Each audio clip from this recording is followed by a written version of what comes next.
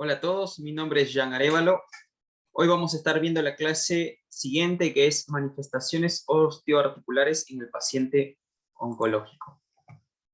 Los objetivos que me planteé antes de comenzar la clase son los siguientes: conocer las manifestaciones clínicas osteoarticulares más frecuentes que puede presentar de forma inicial un paciente oncológico. ¿Sí? Ya en la marcha vamos a dividir dos situaciones y nos vamos a centrar principalmente en el paciente que aún no tiene un diagnóstico oncológico y que esta puede ser su manifestación inicial.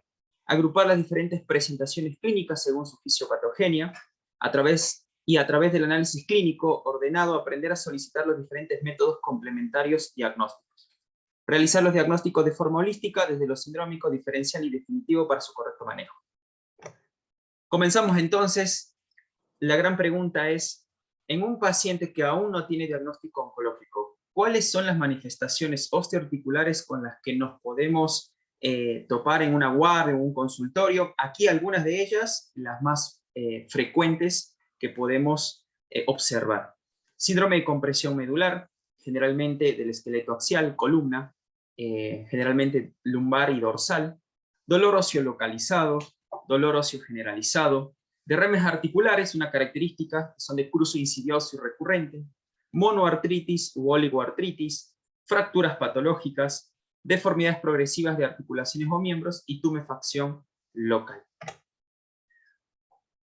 ¿Cómo vamos a ir desarrollando y explorando lo que es la manifestación clínica? Es fundamental el desarrollo completo de una historia clínica. Va a ser la base para hacer un razonamiento ordenado del principal motivo de consulta. Entonces, ¿qué cosas podemos evaluar o tenemos que preguntar frente a un síntoma osteoarticular? Tiempo de evolución del síntoma, que puede ser agudo, subagudo, crónico. Localización y número de áreas involucradas. Puede ser, por ejemplo, un dolor óseo único localizado en la región femoral. Pueden ser localizaciones múltiples, difusas, en diferentes áreas óseas. Puede ser un dolor, por ejemplo, en una sola articulación o múltiples. Voy dando como ejemplo dolor porque, como vieron inicialmente, es uno de los síntomas principales con los que nos vamos a topar en un consultorio guardia, va a ser dolor. Comportamiento, ¿cómo se comporta este síntoma con las actividades físicas? Por ejemplo, un dolor que mejora con la actividad física, o un dolor que empeora con la actividad física, un mejor que mejora o empeora con el reposo. Cambios en el curso clínico, un dolor, por ejemplo, de evolución crónica, que el síntoma, en este caso dolor, se va acentuando, o un dolor que comienza como tipo mecánico, que es típico de las articulaciones. Los dolores mecánicos empeoran con la actividad, mejoran con el reposo, para convertirse en un dolor de tipo inflamatorio, donde el reposo no lo mejora, es un dolor mucho más continuo.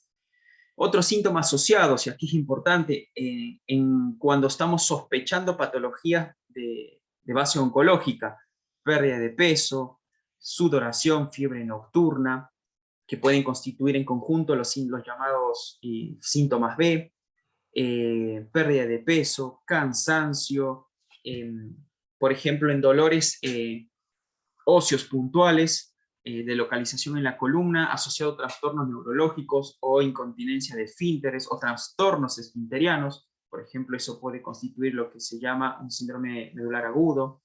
La respuesta a tratamientos previos también es fundamental. Generalmente el principal curso evolutivo de los síntomas, por ejemplo, los dolores, suelen ser de tipo crónico, tanto en lo óseo como en lo articular, y suelen tener inicialmente tratamientos empíricos como son los antiinflamatorios. Vamos a ver que en la evolución ya los antiinflamatorios no es suficiente, empieza a haber mayor uso, mayor dosis, mayor frecuencia en el día, asociación de otros, asociado a corticoides, o cambio de la administración de vía oral a inyectables, y que se va haciendo resistente con la marcha. Eso también es un hallazgo que suma a la posibilidad, en la gran pregunta de patología oncológica basal, antecedente de trauma o naturaleza de la misma. Por ejemplo, frente a una fractura, si esa fractura se justifica o el grado de fractura es justificado por la cinética del trauma o no. también nos da una pauta de la posibilidad de patología oncológica basal, antecedentes personales patológicos oncológicos propios del paciente, ¿sí? Esto es para dividir los dos grupos, si es un paciente sin diagnóstico o con diagnóstico patológico, y los antecedentes heredofamiliares oncológicos a los cuales puede estar predispuesto el paciente. Otra parte fundamental en el análisis completo, en la investigación completa del síntoma inicial del paciente, el examen físico. Aquí, por ejemplo, vemos, esto es el caso en un paciente que viene con dolor e impotencia funcional localizado en la cadera izquierda y miembro inferior homolateral. Como vemos acá, rotación externa, acortamiento de la pierna, y podemos comparar los dos talones y vemos el acortamiento y la rotación externa típico en las fracturas de cadera. Esto en general, fracturas de cadera. Aquí vamos a ir mostrándoles con las imágenes los diferentes hallazgos más comunes en las patologías osteoarticulares en general, no puntualizado, por ejemplo, de causa oncológica. Vamos a ir viendo diferentes causas. Aquí, por ejemplo, vemos en un paciente miembro inferior derecho, vemos una simetría respecto a la izquierda. No solo es evidente la deformidad osteoarticular, sino también vemos la simetría a nivel articular. Vemos acá, posiblemente un paciente que impresiona características artrósicas, pero por ejemplo esto puede verse por patología oncológica, sí, pero también por patología no oncológica, como por ejemplo enfermedad de Payet. Aquí otro ejemplo, también una simetría evidente, asociado a edema de partes blandas, principalmente en la región articular derecha, y como característica vemos calor, rubor, ¿sí? Y dolor. El paciente posiblemente venga con dolor, y esto configura lo que es la tetrada de Celsus, y a esto se asocia la impotencia funcional, la pentada de Reynolds. Típico de patologías articulares infecciosas, ¿estamos? O puede ser reactivación de artrosis, ¿sí? Pero estos generalmente son de artritis de tipo inflamatorio, que también puede ser de causa oncológica. Aquí, por ejemplo, un paciente que no asintomático, presenta síntomas respiratorios como antecedente es tabaquista severo, que consulta o en el examen físico por otra consulta se objetiva en la región distal de los miembros superiores de las manos, observa lo que es los dedos, famosos dedos en palillo de tambor, ¿sí? Y además no solo eso, sino también las uñas en vidrio de reloj, que eso configura lo que es la hipertrofia distal de las falanges, que puede configurar no solo en patología oncológica, como hemos aprendido, que puede ser como parte de un síndrome paraneoplásico oncológico primario pulmonar, sino también se puede dar en pacientes con EPOC, como trastornos vasculares periféricos. Y aquí, por ejemplo, tenemos un paciente que debuta con dolor en la región lumbar, pero además tiene trastornos musculares o neuromusculares en miembros inferiores. Un paciente que tiene una paraparesia de miembros inferiores. Por ejemplo, que lo podemos encontrar en pacientes con síndrome medular agudo, que puede ser de causa traumática, causa inflamatoria, causa infecciosa, causa oncológica. Entonces, la premisa inicial para seguir desarrollando. Tenemos un paciente que tiene una clara manifestación ósea o articular. Hay que hacer el correcto análisis, independientemente de que esto sea una clase de manifestaciones ortoarticulares, principalmente en un paciente oncológico.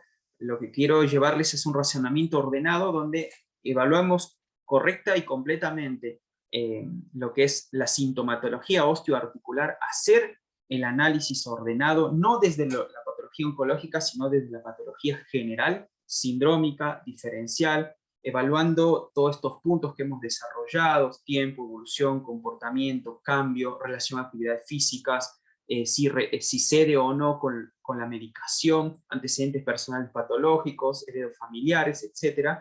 Y el examen físico completo, con qué hallazgos nos podemos encontrar. Cuando hayamos desarrollado todo eso y existe la sospecha, y aquí es la pregunta, ¿él o los síntomas que presenta el paciente podría corresponder a la manifestación inicial de una patología oncológica? Si nuestro diagnóstico diferencial lo permite, después de un análisis completo, decir sí, entonces me encuentro ante un paciente con diagnóstico oncológico o sin diagnóstico oncológico. Si no tiene el diagnóstico oncológico, entra como un diagnóstico diferencial. Diferente es si el paciente ya tiene un diagnóstico oncológico, por ejemplo, un paciente con cáncer de mama localizado que está haciendo su tratamiento oncológico quimioterápico adyuvante y de pronto comienza con un dolor lumbar localizado sin trastornos musculares. En ese paciente, por supuesto, estará dentro de diagnósticos diferenciales otras causas, como puede ser osteoporosis, puede ser fracturas, o puede ser ligamentarias, musculares también, unas lumbalgias típicas o clásicas que podemos ver en consultorio, pero en este paciente oncológico cáncer de mama, por supuesto esta lumbalgia toma mayor relevancia y posiblemente en los diferenciales esté como causa principal de una posible metástasis ósea, que será principalmente área del médico oncólogo, que lo va a valorar. Es un paciente que generalmente va a visitar primero a su oncólogo, y si es de causa aguda puede que se topen con este paciente por guardia. En ese caso, estas dos divisiones le ayudará a jerarquizar el posible diagnóstico diferencial oncológico, ¿sí? Hasta aquí entonces quiero dejar marcado y en claro esta situación. Jerarquizar el posible diagnóstico diferencial oncológico. Nos vamos a centrar entonces en esta parte, en un paciente sin diagnóstico oncológico. Volvemos a repetir la pregunta. ¿Él o los síntomas que presente el paciente puede corresponder a la manifestación inicial de una patología oncológica? Después del análisis completo y razonado, decimos sí como diagnóstico diferencial. Perfecto. Continuamos desarrollando. Entonces, los métodos complementarios tienen que ser ordenados. Aquí me centré un poco más a lo que pediría frente a la sospecha o no de una causa oncológica de la manifestación de este paciente. Entonces, en el análisis de sangre, ¿qué nos puede ayudar o nos puede orientar? Una eritrosedimentación. Ninguna de estas es patognomónica, ¿sí? Pero sí, por regla general, la eritrosedimentación, mientras más elevada se encuentre, mayor posibilidad de que se cause de patología oncológica. A modo de ejemplo, una eritrosedimentación entre 30 y 40% posiblemente causa infecciosa. Una eritrosedimentación cerca de los 80 a 100 posiblemente causa autoinmunitaria, y mayor a 100 posiblemente causa oncológica. No quiere decir que si es un valor menor se descarta la causa oncológica. No, nos ayuda en el razonamiento, es una herramienta más frente a todo lo clínico que ya hemos recabado. PCR también para diferenciar si puede ser potencialmente causa oncológica, causa infecciosa. El hemograma, ¿qué hallazgos en el hemograma nos pueden orientar? Por ejemplo, si además del síntoma que presenta, vemos los blancos elevados o no, para hacer los diferenciales, si puede ser de causa infecciosa. Si nos encontramos frente a la presencia de anemia, también puede ser un dato, por ejemplo, en un paciente con dolor óseo, que además en el examen, en el recabado de la historia clínica completa, nos refiere que tiene cambios evacuatorios y se asocia esto a un edema y un dolor óseo localizado. Podemos referir que pueda ser potencialmente una lesión ósea metastásica secundario a un cáncer de colon. Entonces, de esta forma es que los análisis de sangre nos van a ir aportando información que suma lo que ya previamente hemos razonado. Perfil autoinmunitario, para poder diferenciar la causa potencial tumoral versus autoinmunitario, y marcadores tumorales. Quiero recalcar nuevamente acá, marcadores tumorales, ninguno es específico. El PSA, inclusive, que es el que mayor especificidad y sensibilidad presenta, no solo se eleva frente a causas oncológicas, por eso no es 100% diagnóstica, nos orienta. El PSA se puede elevar de causa inflamatoria, causa traumática, posterior a la colocación de una sonda. Entonces, como existen otras causas, su sola elevación no es diagnóstica para una patología oncológica prostática. Pero frente a un paciente mayor a 60 años, por ejemplo, que tiene trastornos urinarios similar a un prostatismo, y presenta con dolores óseos múltiples, y tiene un PSA mayor a 10, hasta que se demuestre lo contrario, el paciente potencialmente es un cáncer de próstata metastásico. Vuelvo a decir, esto es un razonamiento previo, hay que seguir investigando. Vamos a la siguiente herramienta fundamental para complementar diagnósticos o sospechas osteoarticulares. Diagnóstico por imagen. Nunca nos olvidemos, la radiografía simple sigue sirviendo, es un método complementario, económico, fácil, y aún en los pequeños centros existe la radiología simple. Entonces, en la medida que podamos utilizarlo, ¿sí? Después, en complejidad y en información, yo les ordené de esta manera. Tomografía computada, que es ideal para las estructuras óseas. Resonancia magnética nuclear, ideal para las estructuras blandas, tanto orgánicas como musculares, articulares, en general tejidos blandos.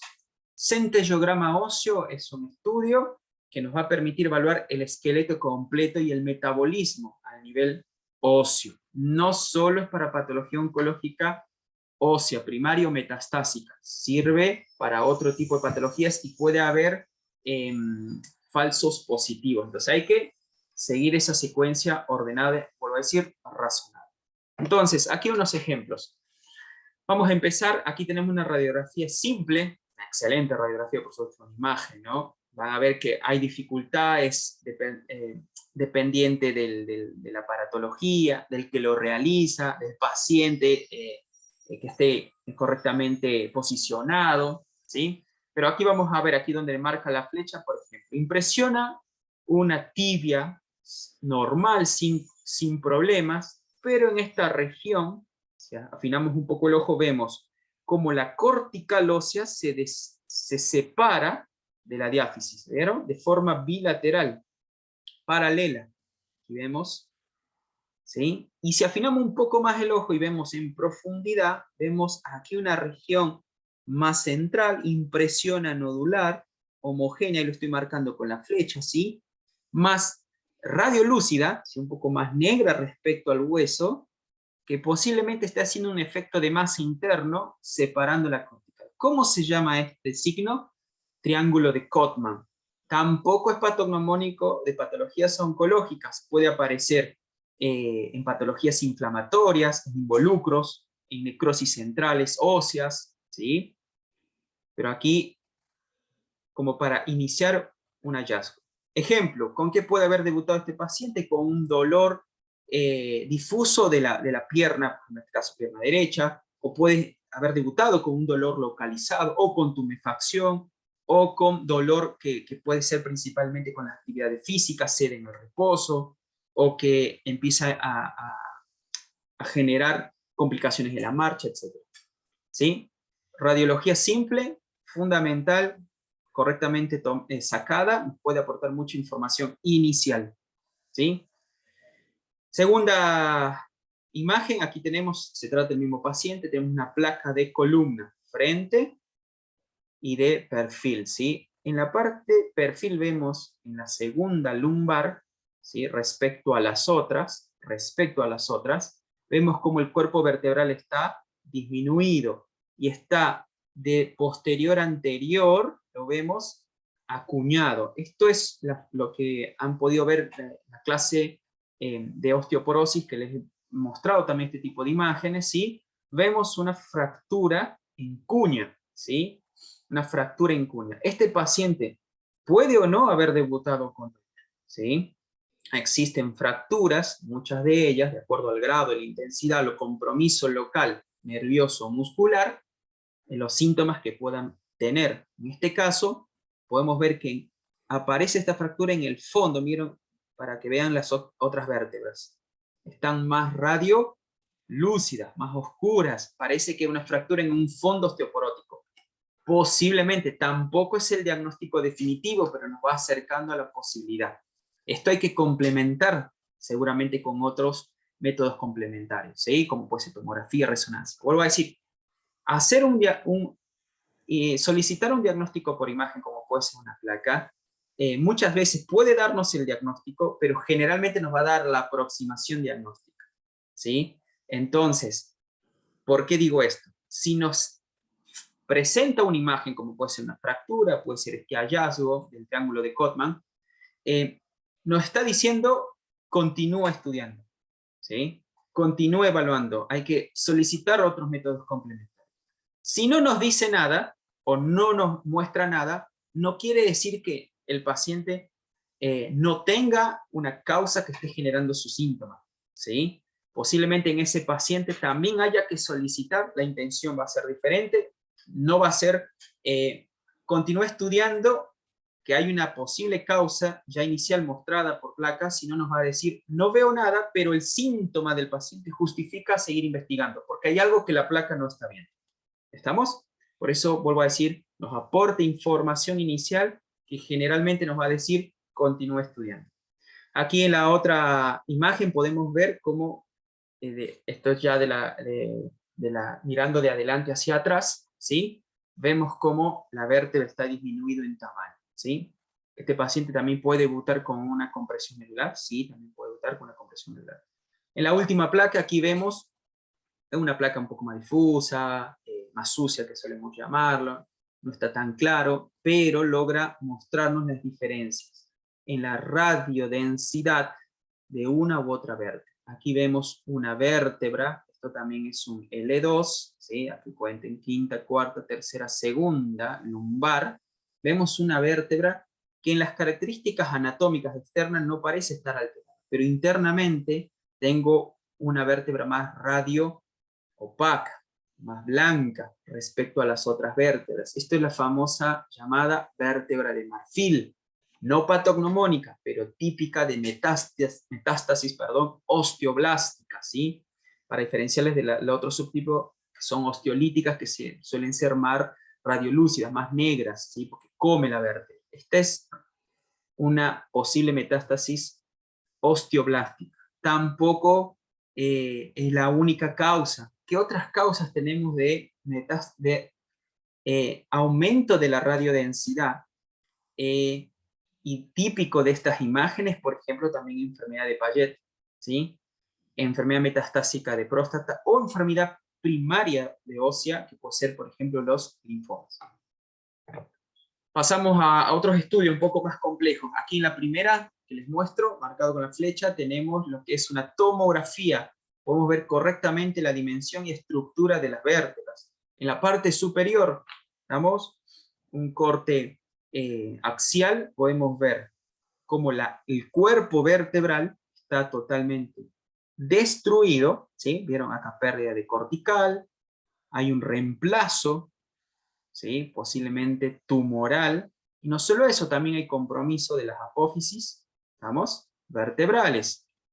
Pero si vemos más a profundidad, está rodeado y abrazado por una imagen más hipodensa respecto al hueso, que impresiona rodearlo. Y aquí lo logramos ver mucho más. En un corte coronal vemos como esa misma vértebra, y aquí estamos viendo, ¿no? Miren, impresiona no solo estar comprometiendo y abrazando toda la vértebra, destruyendo, ¿sí? Y aquí encima parece impresionar desplazar la quinta lumbar. Muy potencialmente, el paciente va a debutar no solo con dolor de columna por la compresión y destrucción local, sino también por compresión nerviosa, ¿sí? Aquí abajo ya tenemos, aquí al último, la cola de caballo, pero también las raíces que van a formar los ciáticos, ¿sí? Posiblemente el paciente también tenga trastornos neurológicos, motores, sensitivos y o a nivel del control de los esfínteres. ¿Sí? Aquí, por ejemplo, tenemos potencialmente causa tumoral. Aquí, para mostrar otro caso, vemos una placa, ¿sí? Por ejemplo, como le refería en el ejemplo anterior, viendo solo placas radiográficas simples. Un paciente que debuta con un dolor crónico, ¿sí? en la rodilla, ¿sí? Derecha, sin ninguna otra alteración, un paciente añoso, de 65 años, que concurre muchas veces por la guardia y lo atribuyan a su artrosis de base. Le hacen una placa, logran hacer una placa, y no ven ninguna otra alteración. Aquí ven como si fueran unas inclusiones calcificadas intraarticulares, lo atribuyen a su propia artrosis. Pero cuando el dolor evoluciona y empeora, y ahora es un dolor también ya no mecánico, sino también inflamatorio, continuo, aún en reposo, deciden hacerle una resonancia. Tampoco ya no respondía a los AINES, y en la resonancia ven que lo que no vio la placa, alteración de la cavidad articular, parece con compromiso parcial, lo que son las regiones óseas, ¿sí? Las epífisis, pero además ven todo un componente, esto es hipointenso, esta es una resonancia, hipointenso, que compromete toda la cavidad. El diagnóstico final en este paciente, condrosarcoma sinovial. Tumores poco frecuentes, pero muy destructivos y con poca respuesta a tratamientos oncológicos. Aquí me corro un poco el video y les muestro. En un paciente que debuta con dolor en ambos miembros inferiores, localizados por debajo de la rodilla, ¿sí? Pero con aumento progresivo y en la última, antes de la consulta de forma aguda, ¿sí? De una simetría respecto al miembro inferior izquierdo respecto al derecho, ¿sí? Con tetrada de Celso y con impotencia funcional en la pentada de Reynolds. Al paciente, debido a la sintomatología más aguda, le deciden hacer una resonancia magnética y se evidencia, mire, lo que es la superficie epifisiaria, diafisiaria, metafisiaria, ¿sí? Ósea, totalmente heterogénea, tanto interna como en partes blandas, ¿sí? Y en la pierna izquierda se objetiva con mayor, con una masa mucho más voluminosa, ¿sí? Que prácticamente cubre e impresiona reemplazar, ¿sí? La parte ósea, que el diagnóstico final de este paciente es un linfoma primario óseo. Y aquí para ver los otros métodos complementarios. Vuelvo a ejemplificar para que no salteemos lo que es la solicitud de una radiografía simple, pero también entender el lugar de la radiografía simple, ¿sí? La radiografía nos va, lo que es tumores o lesiones evidentes, lo va a mostrar.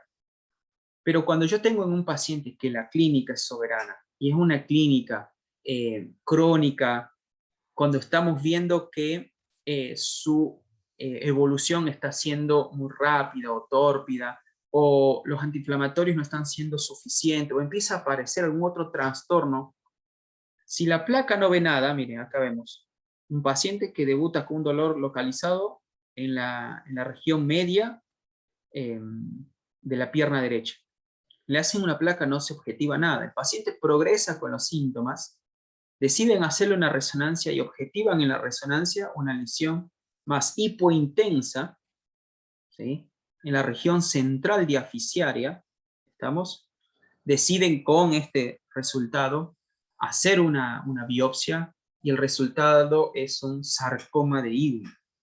El sarcoma de Ewing no solo presenta localizaciones únicas, y ahí la información, el conocimiento que debemos tener de ciertas patologías para saber cómo continuar la investigación. Se decide hacer un centellograma óseo porque se sabe que los osteosarcomas pueden tener presentaciones múltiples en diferentes óseos, en diferentes regiones óseas. Se le hace el centellograma y solo se evidencia la captación en la misma región, lo que permite ya implementar el tratamiento oncológico y quirúrgico.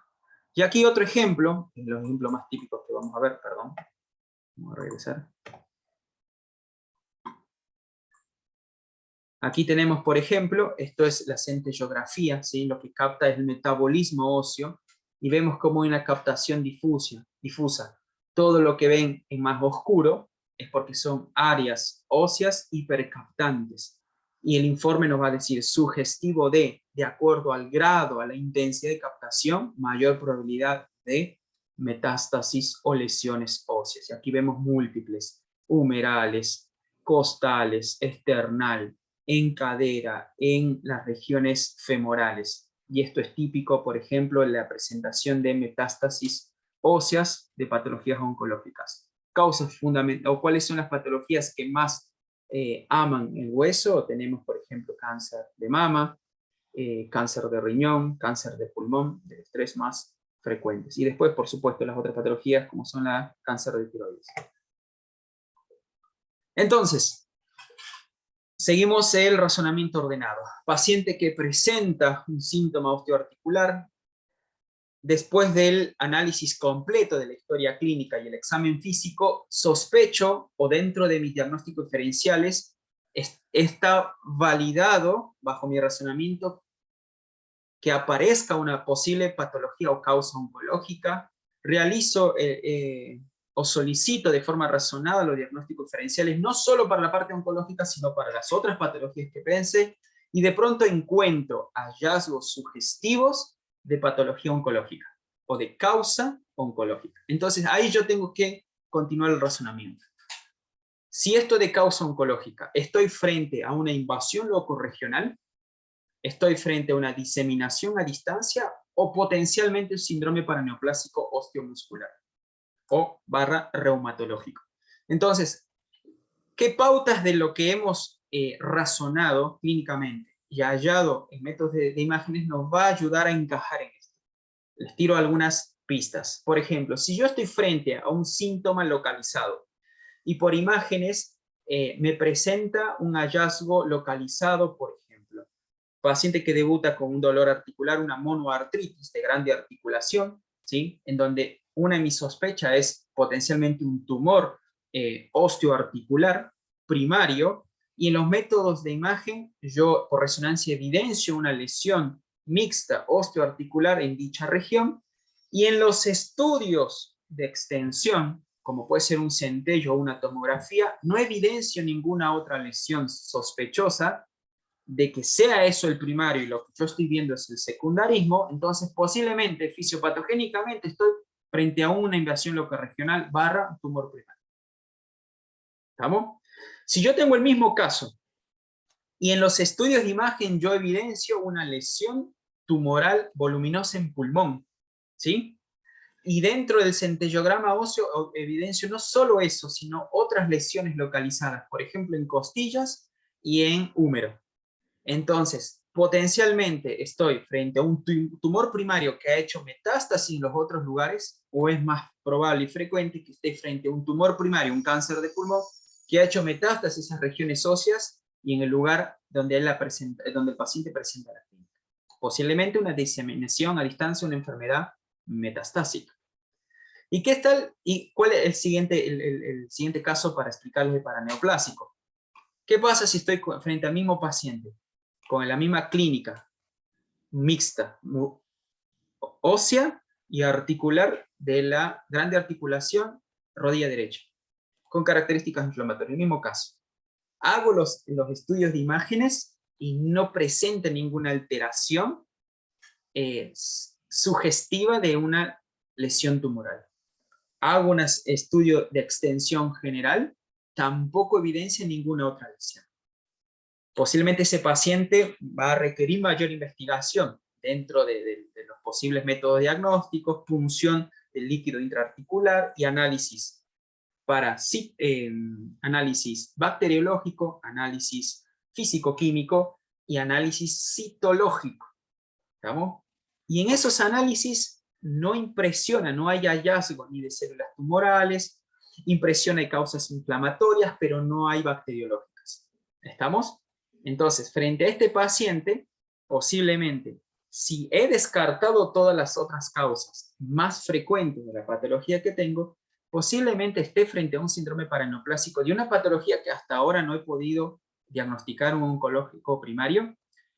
Por eso justamente los síndromes paraneoplásicos suelen ser diagnósticos diferenciales que se hace por descarte. Son muy difíciles de diagnosticar, ¿sí? Muy difíciles de diagnosticar. Muchas veces los métodos complementarios a veces no logran diagnosticar el primario, y cuando existe fuertemente la sospecha hay que hacer uso de otros métodos complementarios mucho más complejos. Sigo el ejemplo. En este paciente hay una fuerte causa de un síndrome paraneoplásico, una monoartritis, ¿sí? De causa paraneoplásica. Y en la investigación se amplía mucha más información clínica, semiológica, y se decide hacer, por ejemplo, un estudio como un PET scan. Y en el PET scan valora un aumento de captación, por ejemplo, en la región colónica, ¿sí? Sugestiva de un cáncer de colon. Se decide proceder a una colonoscopia, se descubre el primario, ¿sí? Por supuesto, previo a esto, si el paciente ha presentado síntomas de síndrome anémico o ha presentado síntomas de cambios de ritmo evacuatorio, posiblemente antes de eso hubiera sido la colonoscopia, pero muchas veces no es como solemos verlo en los libros, ¿no? Se procede, se diagnostica y se atribuye la patología osteoarticular a un síndrome paraneoplásico. La literatura nos ayuda ahí, posiblemente se haya tratado de una poli o monoartritis carcinomatosa, una de las causas más frecuentes, los cánceres de colon. ¿Sí? Amplío un poquito el síndrome paraneoplásico. Esta es una clase de Clínica 1, está subida a mi canal por si desean verlos y quieren profundizar un poco más en el tema, pero en general, un síndrome paraneoplásico, entonces, como definición, es síntomas y signos que pueden ser locales o sistémicos, producidos por un tumor a distancia. Ejemplo, si yo en este caso, por ejemplo acá yo les pongo un paciente, uno de los principales cánceres que suele generar síndrome paraneoplásico por excelencia, el cáncer de pulmón, por generalidad, y de esto el subtipo que más lo genera es el de células pequeñas. Si yo tengo un cáncer de pulmón, que el paciente puede debutar con síntomas derivados de esto, o no, y el paciente puede derivar, por ejemplo, con trastornos articulares, dolores, una monoartritis o una poliartritis, ¿sí? O puede debutar con una sinovitis, ¿sí? Recurrente, que no se ha podido diagnosticar, resistente a tratamientos, ¿sí? O puede debutar, por ejemplo, en este paciente con un trastorno óseo, ¿sí? Por ejemplo, falange, como podemos ver, lo que son la osteoartropatía, ¿sí? Paraneoplásica, ¿sí? Los dedos en palillos de tambor. Entonces, en este caso, ¿por qué se producen esos síntomas? Primera premisa, no tiene que haber lesiones en dichas áreas. Los lugares que están presentando los síntomas no tienen que presentar lesiones metastásicas o tumorales locales, porque si no dejaría de ser un paraneoplásico para ser una metástasis. ¿Me explico? ¿Estamos? Por eso aquí le hago el ejemplo. Tengo un tumor, cáncer de pulmón, pero en los lugares donde me está dando síntomas, yo no tengo presencia ni microscópica ni macroscópica de células tumorales. Entonces, ¿por qué se deben esos síntomas? Por la producción de hormonas, de péptidos, de citoquinas, perdón, o respuesta inmune cruzada. Y de ahí van a derivar los diferentes síndromes paraneoplásicos, neurológicos, endocrinometabólicos, hematológicos, dermatológicos y para nuestra clase, reumatológicos o osteomusculares. Y esto es importante, no presencia de lesiones estructurales en el área o áreas sintomáticas. Continuamos entonces. ¿Qué síndromes paraneoplásicos? Muy difícil de diagnosticar, pero si hacemos ese diagnóstico sindrómico, diferencial, razonado y ordenado, en algún momento vamos a poder diagnosticarlos. De las más frecuentes que me interesa para esta clase osteoarticular es la poliartritis carcinomatosa, que expliqué, puede debutar así, puede ser mono o poliarticular, generalmente son de grandes articulaciones, pero también puede afectar pequeñas articulaciones. Antes que pensar una poliartritis carcinomatosa, seguramente vamos a presentar en una artritis reumatoidea, una artritis inflamatoria, o hasta una fiebre reumática, que puede ser más frecuente dentro de su gran infrecuencia a una poliartritis carcinomatosa. Otra que me interesa que sepan, la sinovitis simétrica, que el paciente va a debutar, por ejemplo, aquí les muestro este caso, en la imagen superior, una sinovitis simétrica seronegativa, remitente con edema, con fobia, o el famoso, los reumatólogos conocen más de esto, o el RESPE, ¿sí? ¿Sí? Se caracteriza por principalmente afectar pequeñas articulaciones, también afecta grandes articulaciones, pero no tiene características inflamatorias externas. Solo tiene el edema, suele generar edema de fobia, y cuando se hace un análisis por placa puede tener trastornos de artrosis propios de la edad del paciente, por ejemplo, es un paciente añoso, pero no tiene características de una artritis inflamatoria o de una artrosis propiamente, porque cuando se hace análisis, por ejemplo, de líquido, no presenta células tumorales, solo presenta características, por ejemplo, celulares inflamatorias mínimas. Al análisis de sangre no va a haber factor reumatoideo o, por ejemplo, lo que son los análisis autoinmunitarios, anticitrulina, ANCA o PANCA, negativos todos, y ahí es cuando no encaja frente a las principales diagnósticos diferenciales, como una artritis reumatoidea, una artrosis reactivada o una enfermedad autoinmunitaria, por descarte nos va acercando a la posibilidad de un resto, ¿sí? Y habría que investigar con el examen o métodos complementarios la posibilidad, frente a un paraneoplásico hay que buscar el potencial primario. La otra que conocemos la mayoría de síndromes paraneoplásicos osteoarticulares, la más frecuente, la más conocida, la osteoartropatía hipertrófica, que lo que vemos los dedos en palillo de tambor, ojo, no solo es una presentación paraneoplásica de patologías oncológicas, también puede aparecer en pacientes con EPOC o trastornos vasculares periféricos. ¿Sí? Característica de un paraneoplásico generalmente bilateral. Si son vasculares, puede ser solo pueden ser asimétricos. ¿Sí? Principal patología, cánceres intratorácicos, dentro de esto cáncer de pulmón. Otras, ya no tanto osteoarticulares, sino también musculares, la polimialgia reumática, ¿sí? Y aquí, para poder resumir un poco y hacer un cierre razonado de toda la clase de hoy, me gustaría presentarles un caso clínico. Entonces vamos a tener este caso y quiero que me sigan. Paciente de sexo femenino de 50 años de edad que es traída por guardia por servicio de emergencia desde vía pública.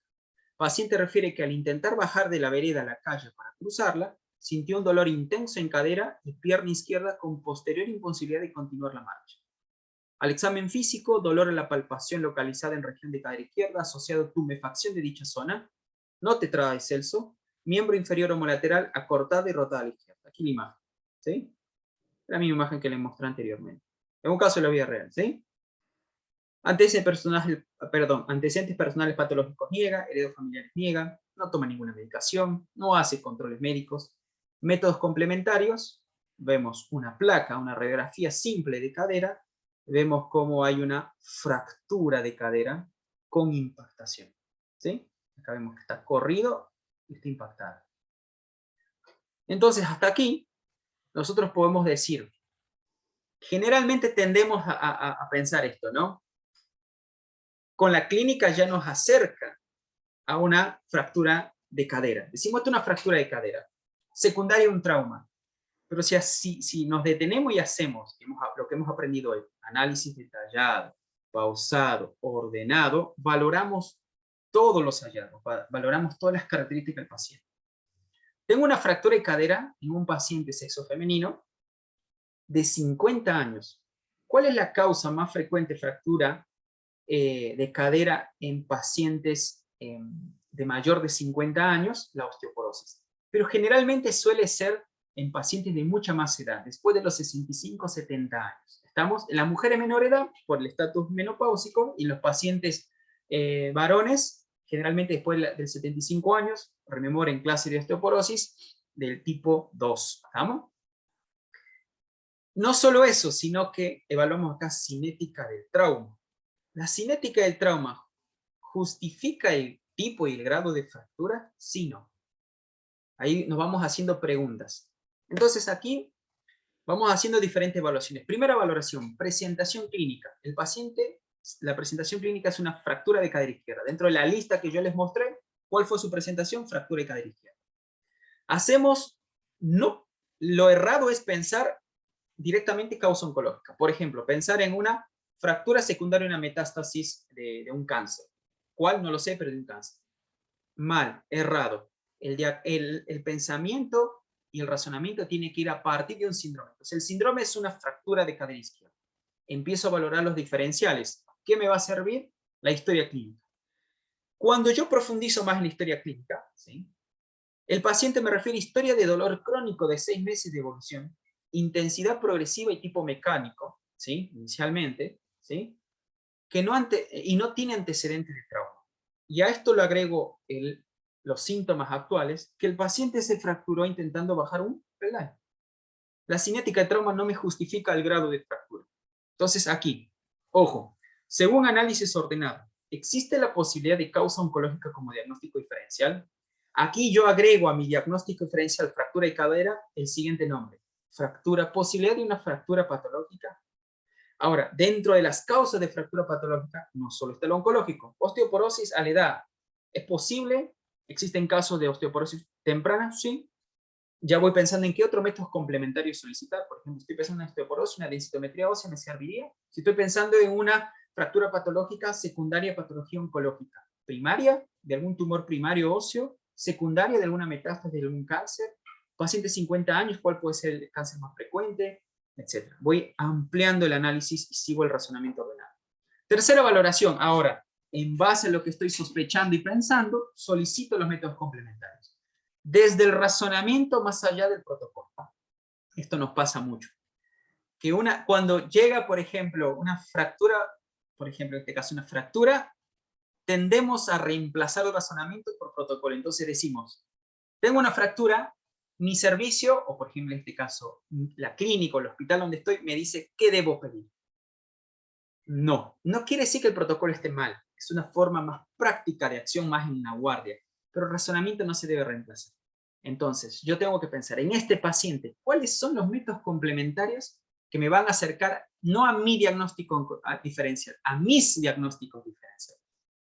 Y aquí me hago la premisa que yo le referí. Si uno de mis diagnósticos diferenciales en este paciente es una fractura patológica secundaria, un cáncer oculto, primario o secundario, o sea, localizado, formado en el óseo, en el hueso, por ejemplo, o viene metástasis de otro lado, primario o secundario, ¿estamos? Entonces acá yo pregunto, ¿el paciente ya tiene un diagnóstico oncológico? Porque puede ser que este paciente en su antecedente personal patológico diga, tengo un cáncer de mama. Tengo un cáncer de tiroides. Cambia. El diagnóstico diferencial que estaba en el cuarto o quinto pasa a ser el primario. Es lo primero que voy a ir a investigar. Pero en este caso el paciente dice no tengo diagnóstico. Entonces me hago la pregunta. ¿Puede ser que esta manifestación osteoarticular, fractura de cadera, patológica, sea la presentación inicial de un paciente con cáncer? Cuarta valoración, interpreto los hallazgos. Ya pedí métodos complementarios, en este caso, además de la placa, solicito ¿qué? Solicito una tomografía completa, solicito un centellograma óseo. ¿Estamos? Y hago mi análisis fisiopatogénico según lo que me encuentro. Invasión locorregional, es algo local. Encontré otra lesión en otro lugar y otras lesiones óseas, o esta es la única y posiblemente sea una metástasis, o no encontré nada y estoy frente a un paraneoplásico. Por ejemplo, un paraneoplásico. ¿Qué paraneoplásico genera una fractura de cadera? Es patológica. Por ejemplo, una posibilidad podría ser algún cáncer que esté produciendo mucha paratormona y me esté generando una rápida descalcificación ósea, llevando a una osteoporosis secundaria y por ende la fractura. Si existiera la necesidad de ampliar la investigación clínica, yo meto complementarios. Acá se los marco porque cuando ya estoy pensando en un paraneoplásico, tengo que ampliar mucho más información, ¿sí? Previo a descartar las patologías más frecuentes. ¿Cómo evoluciona este caso? Diagnóstico sindrómico, vamos a resumir un poco. Fractura patológica. Diferenciales, secundaria osteoporosis y la osteoporosis es primaria, es secundaria. Fractura secundaria neoplasia oculta. Fractura secundaria enfermedad endocrinológica puede ser endocrinológica paraneoplásica o endocrinológica primaria. Puede que el paciente tenga un hiperparatiroidismo secundario, un adenoma paratiroideo. ¿Sí? O el paciente con desnutrición o mala nutrición, poco aporte de calcio, una osteoporosis primaria. ¿Sí? Se va ampliando los diferenciales. Cuando se amplía esto que les refiero, el examen físico, porque estamos pensando en una fractura patológica secundaria, un noteo oculto, ¿qué se descubre en el examen físico? Hallazgo de lesión nodular tumoral en mama derecha y adenomegalia axilar homolateral. Se valora en comité de tumores y se decide, debido a que, en este caso, el paciente, cuando se le hace el centellograma, tenía lesiones óseas a modo secundarias y metastásicas, ¿sí? Y no era la única en el área de la fractura, pero debido al estado general del paciente, debido a la edad del paciente y debido a las características, se decide en comité de tumores operar la cadera. ¿Sí? Se decide operar la fractura de la cadera con toma de biopsia más función biopsia de la nódulo mamario, porque queríamos evaluar que uno venga del otro. ¿Sí? Se le solicita tomografía completa y mamografía. La tomografía da todo normal, solo vuelve a marcar, por supuesto, se pide también una ecografía, una mamografía, y se corrobora lo que el examen clínico me dice. Hay una lesión aparentemente tumoral, clasificado como un BRAF 4, estamos en la mama derecha con axila positiva. La tomografía me refiere lo mismo, pero no me ve lesiones viscerales, ni en pulmón, ni en hígado, que son los lugares frecuentes. ¿Estamos? Centellograma sí me da positivo, pero las características del paciente me permiten optar por una cirugía. ¿Cuál es el diagnóstico definitivo? Nos llegan las biopsias, tanto ósea, tomada durante la cirugía, se le hace un reemplazo parcial de cadera, y se le hace la biopsia en la mama. Ambos coinciden, estamos frente a un cáncer de mama metastásico, un dato más sincrónico porque debuta el diagnóstico con la metástasis, con metástasis óseas múltiples. ¿Cómo sigue el paciente? Y aquí le quiero dar las conclusiones a modo caso clínico. ¿Cómo es que en un correcto razonamiento, ordenado, muy bien razonado, ¿sí? Puede llevar a estas conclusiones, no solo a modo de clase, sino en el paciente? El paciente con una buena evolución postquirúrgica realiza rehabilitación y recuperación completa en la marcha. El paciente vuelve casi a la totalidad de su vida cotidiana, ¿sí? A excepción de algunas actividades físicas por las lesiones óseas que tiene, los cuidados que tenía que tener, pero el paciente recupera casi más del 90% de su calidad de vida. Continúa tratamiento con nuestro servicio. Esto es un paciente de la parte hospitalaria cuando estaba en el Hospital Tránsito Cáceres, ¿sí? Paciente continúa con servicio de oncología, inicia tratamiento quimioterápico más bifosfonatos. Los bifosfonatos son para poder reforzar las regiones óseas metastásicas comprometidas por la enfermedad, ¿sí? Tratado como un cáncer de mama metastásico. El paciente con buena tolerancia de su tratamiento, cumple todo el esquema y queda con un tratamiento de mantenimiento hormonoterápico, ¿sí?